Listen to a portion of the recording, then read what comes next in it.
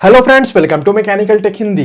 Friends, अक्सर लोग ये कहते हैं कि जब उनकी बाइक या फिर स्कूटर नई थी तब उनका माइलेज बहुत ही बेहतरीन था और जैसे जैसे बाइक पुरानी होती गई बाइक का माइलेज कम होते गया। तो क्या वजह है कि बाइक पुरानी होने से माइलेज कम हो जाता है और पुरानी बाइक के माइलेज को कैसे इंप्रूव किया जा सकता है, इसी के बारे में मैं आपको आगे इस वीडियो में बताऊंगा। तो वीडियो को पूरा देखें और अगर आप चैनल पर नए हो तो चैनल को सब्सक्राइब भी जरूर कर ले। अब फ्रेंड्स, पुरानी बाइक के माइलेज कम होने का जो सबसे मेन कारण है वो ये है कि उनका प्रॉपर मेंटेनेंस नहीं किया जाता है। नई बाइक के मुकाबले पुरानी बाइक को ज्यादा मेंटेनेंस का जरूरत पड़ता है और वैसे लोग जो पुरानी बाइक को अच्छी तरह मेंटेन भी करते हैं उनको बहुत हद तक ये जानकारी नहीं होता है कि मेंटेनेंस में एक्चुअली उन्हें करना क्या है, बाइक की सर्विसिंग कब और कितने किलोमीटर में करनी चाहिए, सर्विसिंग के वक्त वो कौन से 36 काम है जो कि कराना जरूरी है और बाइक का कौन सा पार्ट्स कब बदलना चाहिए। तो इन सारे के ऊपर में ही डिटेल वीडियो का लिंक मैं आपको डिस्क्रिप्शन में दे दूंगा। अब फ्रेंड्स, पुरानी बाइक है, माइलेज कम हो गया है, तो सबसे पहला और 90% केस में यही कारण होता है, वो होता है चेन स्प्रॉकेट सेट का खराब हो जाना। अब ओवर द टाइम क्या होता है कि जैसे जैसे हम बाइक को चलाते जाते हैं 12,000 15,000 किलोमीटर चलने के बाद क्या होता है कि जो चेन है वो बार बार ढीला होने लगता है, बार बार लूज होने लगता है और हम लोग बार बार इसे टाइट करवाते रहते हैं। अब इससे क्या होता है कि हम चैन टाइट कराए फिर ढीला हो जाए, फिर टाइट कराए फिर ढीला हो जाए। उससे क्या होता है कि चाहे ये छोटा स्प्रॉकेट हो जो हमारा इंजन का, मैं आपको दिखाता हूं, ये जो गियर बॉक्स का शाफ्ट है इसके साथ कनेक्टेड होता है, या फिर जो हमारा बड़ा स्प्रॉकेट हो चेन का जो कि हमारे गाड़ी के जो चक्का है, जो पीछे का चक्का है उसके साथ कनेक्टेड होता है, तो ये दोनों ही स्प्रॉकेट का जो टिथ है वो घिसने लगता है इस लूज चेन के वजह से। और ये जो पूरा का पूरा सिनेरियो है वो लीड करता है आपके बाइक का जो माइलेज है उसे कम कर देता है, क्योंकि ये जो चेन है वो क्या करता है कि हमारी गाड़ी का जो इंजन पावर प्रोड्यूस करता है वो उस रोटेशनल पावर को गियर बॉक्स के शाफ्ट से लेता है और फिर ये चेन ही उस रोटेशनल पावर को हमारे बाइक के पीछे के चक्के तक पहुंचाता है और हमारे बाइक का जो पीछे का चक्का मूव होता है। अब अगर चेन ढीला हो तो जो रोटेशनल पावर इंजन प्रोड्यूस कर रहा है जितना पावर, वो पूरा का पूरा पावर आपके बाइक के पीछे चक्के तक नहीं पहुंचता है और इस वजह से क्या होता है कि आप देखोगे कि ढीला चेन है, बाइक पुरानी है, माइलेज आपको कम देखने को मिलेगा। तो सबसे पहले तो अगर आपके बाइक में, पुरानी बाइक में माइलेज का प्रॉब्लम आ रहा है तो अपना आप चेन सेट चेक करें। अगर प्रॉब्लम है, अगर ढीला है, अगर चेन स्प्रॉकेट खराब हो चुका है तो आप फटाफट से जो चेन स्प्रॉकेट का पूरा सेट है उसे चेंज कर दे। आप देखोगे कि आपके बाइक का माइलेज इंप्रूव हो जाएगा। अगला जो बहुत ही इंपॉर्टेंट रीजन मैं आपको बताता हूं, ठीक है, वो है हमारा ये क्लच प्लेट की असेंबली। अब अगर क्लच प्लेट खराब हो गया है, जल गया है, तो यह भी बहुत हद तक कारण बन जाता है माइलेज के कम होने का, क्योंकि ये जो क्लच प्लेट है बेसिकली वो काम ये करता है कि जो हमारा क्रैंकशाफ्ट, जो इंजन पावर प्रोड्यूस कर रहा है वो उस रोटेशनल पावर को इस तरह से, मैं आपको दिखाता हूं, इस तरह से यहाँ पे अटैच्ड होता है और ये जो हमारा क्लच प्लेट है वही इस इंजन के रोटेशनल पावर को हमारा गियर बॉक्स का जो साइड है वहां तक भेजता है। अब अगर क्लच प्लेट जल जाए और क्लच का इंगेजमेंट सही तरीके से नहीं हो, इस क्लच का इंगेजमेंट सही तरीके से नहीं हो, उससे भी क्या होता है, पावर का बहुत ही ज्यादा लॉस होता है। तो अगर मैकेनिक के पास आप चेक कराओ और आपको यह मालूम चले कि आपका क्लच प्लेट जो वो जल गया है तो आप फटाफट से क्लच प्लेट को भी चेंज करा ले। और अगर आपको क्लच का वायर भी अगर बहुत ही हार्ड लगता है, अगर आप जो क्लच दबाते हो बहुत ज्यादा हार्ड लगता है और क्लच वायर का दाम बहुत ज्यादा नहीं होता है, तो आप या तो क्लच वायर को भी चेंज करा ले। इससे भी आपको माइलेज में इंप्रूवमेंट देखने को मिल जाएगा। अब अगला जो पॉइंट है वो है इंजन ऑयल। अब इंजन ऑयल के साथ दिक्कत ज्यादा नहीं है, क्योंकि इंजन ऑयल को मैक्सिमम लोग चेंज तो कराते हैं, भले ही सर्विसिंग टाइम से नहीं कराए लेकिन इंजन ऑयल चेंज करा लेते हैं। लेकिन इंजन ऑयल के साथ आपको यह समझना जरूरी है कि आपके बाइक कितनी सीसी का है और उसमें किस ग्रेड का इंजन ऑयल जरूरी है। वैसे इसके ऊपर डिटेल वीडियो मैंने बनाया हुआ, लिंक मैं आपको डिस्क्रिप्शन में दे दूंगा। क्यों, जो इंजन ऑयल है वो क्या करता है कि आपके बाइक का जितना भी मूविंग पार्ट्स है, एग्जांपल के लिए मैं आपको इस पिस्टन का ही बता दूं कि ये जो पिस्टन है वो इस सिलेंडर के अंदर में इसका लगातार अप डाउन मूवमेंट होते रहता है। होता बेसिकली क्या, इनके बीच में फ्रिक्शन होते रहता है, इनका घर्षण होते रहता है।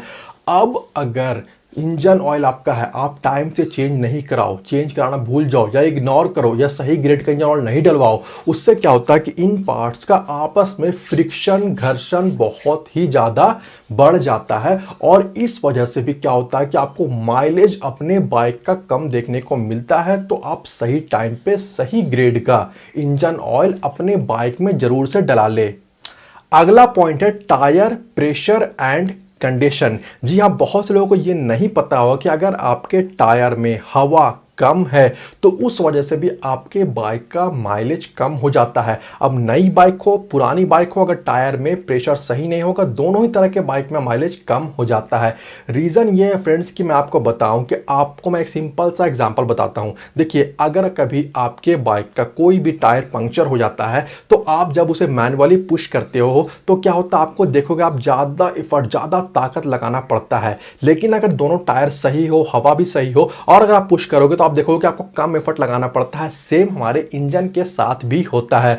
मैं आपको बता दूं कि जब टायर पे प्रेशर सही होता है तो उस टाइम पे उस अच्छे प्रेशर वाले टायर के साथ हेवी लोड को, व्हीकल को मूव करने के लिए इंजन को कम पावर लगाना पड़ता है। लेकिन अगर हवा कम हो या टायर का कंडीशन भी खराब हो, टायर का सरफेस और रोड का सरफेस, इनके बीच में अगर जो ट्रैक्शन है, जो कंट्रोल वो सही नहीं हो, ट्रैक्शन कंट्रोल, उससे भी क्या होता है कि इंजन को उस कम हवा वाले टायर के साथ हेवी लोड को मूव कराने के लिए ज्यादा एफर्ट लगाना पड़ता है। और पुरानी गाड़ियों के साथ ये अक्सर देखा जाता है और इस वजह से भी माइलेज कम होता है। तो आप टायर का कंडीशन भी देखें और आगे का टायर, पीछे का टायर में जो हवा है वो सही है कि नहीं है, उसे भी एक बार आप चेक कर ले। इससे भी आपको बहुत हद तक माइलेज में इंप्रूवमेंट देखने को मिल जाएगा। अब एक और जो पॉइंट है वो ये है कि चक्का। कई बार क्या होता है कि हमारा आगे का चक्का हो या पीछे का चक्का हो, खास करके मैं वैसी गाड़ियों की बात कर रहा हूं, वैसी बाइक का जिनमें ड्रम ब्रेक दिया जाता है। अब आप वहां पे गौर करोगे कि बहुत बार चक्का जाम चलता है, बहुत ही जाम हो जाता है और खास करके ड्रम ब्रेक वाले सीन में ये ज्यादा होता है।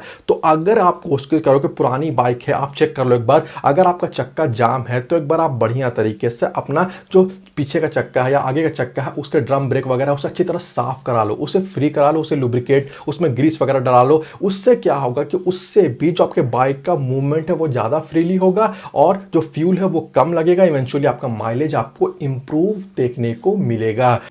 अगला पॉइंट है स्पार्क प्लग। जी हाँ, शायद आपको पता नहीं हो, लेकिन अगर स्पार्क प्लग खराब हो जाए या सही से अपना काम नहीं करे तो इस वजह से भी बाइक का माइलेज कम हो जाता है। अब ये जो स्पार्क प्लग होता है वो बेसिकली सिलेंडर हेड, आप यहाँ पे देख सकते हो, लगा हुआ होता है और इसका काम ये होता है क्योंकि हमारे बाइक का जो इंजन होता है वो स्पार्क इग्निशन इंजन होता है और जब स्पार्क प्लग स्पार्क इमिट करता है उसके बाद ही इंजन के सिलेंडर के अंदर में जो एयर और फ्यूल का मिक्सचर यानी कि जो हवा और पेट्रोल का जो मिक्सचर है वो जलता है। अब ओवर द टाइम क्या होता है कि जो स्पार्क प्लग का टिप है वो बेंड होते जाता है, वहां पे कार्बन जमा हो जाता है, बहुत सारी एरिया काला हो जाता है और इस वजह से क्या होता है कि स्पार्क प्लग अपना काम सही से नहीं करता है और इससे क्या होता है कि आपका जो फ्यूल इंजन के सिलेंडर के अंदर में कंप्रेस हुआ है, कई बार वो जल नहीं पाता है और इवेंचुअली फ्यूल की यानी कि पेट्रोल की बर्बादी होती है और इस वजह से भी आपको क्या होता है कि माइलेज कम हो जाता है। तो अराउंड 25-30 हजार किलोमीटर पे बहुत ही महंगा पार्ट नहीं है ये स्पार्क प्लग,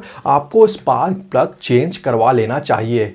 अगला जो पॉइंट है वो है कार्बोरेटर। अब अगर आपके पास पुरानी बाइक है, खास करके BS4 तक की है, तो आप देखोगे कि वहां पे ज्यादातर केसों में कार्बोरेटर दिया जाता था। अब कार्बोरेटर बहुत ही इंपॉर्टेंट है क्योंकि कार्बोरेटर ही एयर और फ्यूल को आपस में मिक्स करके इंजन के सिलेंडर के अंदर में भेजता है। अब अगर कार्बोरेटर की सेटिंग नहीं हो सही, ट्यूनिंग सही से नहीं हो, और खासकर से पुरानी गाड़ियों में यह देखा जाता है कि ट्यूनिंग वगैरह गड़बड़ा जाता है बार बार सर्विसिंग कराने से, उससे भी माइलेज कम हो जाता है। तो आपके अगर बाइक में माइलेज का लगातार इश्यू आ रहा है तो आप एक अच्छे मैकेनिक के पास जाके एक अच्छी तरह से अपना ट्यूनिंग सेटिंग कार्बोरेटर का भी करा ले, मैं आपको ये रिकमेंड करूंगा। अगला जो पॉइंट है वो बहुत ही इंपॉर्टेंट है, वो है राइडिंग हैबिट्स। अब बहुत से लोग क्या करते हैं कि जब बाइक नई नहीं होती है तो उस टाइम पे तो बहुत अच्छी तरह से चलाते हैं, लेकिन जैसे जैसे बाइक पुरानी होती आती है बहुत ही रफ राइडिंग करते हैं। बहुत लोग क्या करते हैं कि क्लच को दबा के भी राइडिंग करते हैं, ये भी एक गलत हैबिट है। आपको इवेंचुअली ये पता होना चाहिए कि आपको अपने मोटरसाइकिल के सीसी के हिसाब से कितने स्पीड में कौन से गियर में चलाना चाहिए, और इसके ऊपर में मैंने अलग से डिटेल वीडियो बनाया हुआ है, लिंक मैं आपको डिस्क्रिप्शन में दे दूंगा।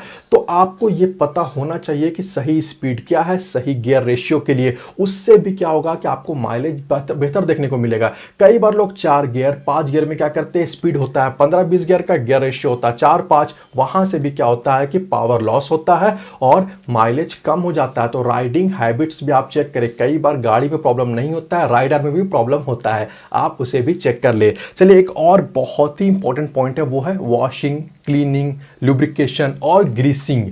अब इस बात को भी आप इग्नोर नहीं करें। नई गाड़ी में तो इग्नोर नहीं करते, लेकिन पुरानी गाड़ी में इग्नोर करते हैं। अब खास करके मैं आपको पीछे की तरफ बताऊं कि अगर जो चेन का एरिया वहां पे बहुत ज्यादा अगर गंदगी जमा हो गया, खास करके अगर ओपन चेन दिया हुआ है, तो उससे भी क्या होता है कि जो बाइक का मूवमेंट है वो सही नहीं होता है। इंजन को फालतू का एक्स्ट्रा पावर भेजना पड़ता है पीछे चक्के तक गाड़ी को मूव करने के लिए। और इंजन पावर लाता कहां से, इंजन पावर वहां से लाता है जब इंजन के सिलेंडर के अंदर में फ्यूल यानी कि पेट्रोल जलता है, और इस वजह से तो माइलेज कम हो जाता है। तो एक अच्छी तरह से आपको हर कुछ किलोमीटर, मतलब अराउंड 1000-1500 किलोमीटर चलाने के बाद एक अच्छी तरह से वॉशिंग भी होना चाहिए आपकी गाड़ी का, लुब्रिकेशन भी चेन वगैरह का बेहतर तरीके से होना चाहिए, सही ल्यूब के साथ भी लुब्रिकेशन होना चाहिए, ग्रीसिंग वगैरह भी सही होना चाहिए। तो इन सब चीज़ों का आपको ख्याल रखना पड़ेगा। पुरानी बाइक होने पर लोग इन चीज़ों का ही ध्यान नहीं रखते, चीज़ें बहुत छोटी छोटी सी है, लेकिन इस वजह से भी माइलेज में दिक्कत आता है। तो फ्रेंड्स, जितने पॉइंट्स मैंने आपको बताया, अगर आप उन पॉइंट्स का ख्याल रखोगे तो आई एम श्योर आपके पुरानी बाइक का जो माइलेज है वो बहुत ही इंप्रूव हो जाएगा। वैसे मैं आपको एक और बात बताऊं कि माइलेज और एवरेज जो है वो अलग अलग होता है, और ये क्या होता है इसके ऊपर डिटेल वीडियो मैंने ऑलरेडी बनाया हुआ है, लिंक मैं आपको डिस्क्रिप्शन में दे दूंगा। तो उम्मीद करता हूं कि इस वीडियो में दी गई जानकारी आपको पसंद आई होगी। वीडियो अच्छा लगा हो तो वीडियो को लाइक और शेयर जरूर कर दे। वीडियो के बारे और चैनल के बारे में अपनी राय आप मुझे कॉमेंट करके जरूर बताएं। इसके अलावा अगर आप चैनल पर नए हो तो चैनल को सब्सक्राइब भी जरूर कर ले। मिलते हैं अगले वीडियो में। Thanks for watching this video. Good bye.